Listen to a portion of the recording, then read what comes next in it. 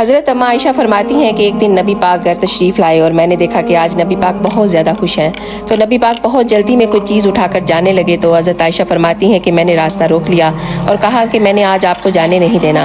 तो आपने फरमाया कि आयशा मेरा कोई इंतज़ार कर रहा है। तो अम्मा आयशा फरमाती हैं कि आप मेरी बात सुने बगैर नहीं जाएंगे। तो हुजूर ने फरमाया अच्छा बताओ क्या बात है।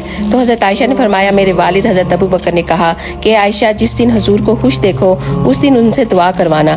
तो नबी ने हाथ उठाए और कहा कि अल्लाह आयशा और अबू बकर को इज्जत वाली जिंदगी अता फरमा, इनका हिसाब क़यामत वाले दिन आसान फरमाना। ए अल्लाह इनको बगैर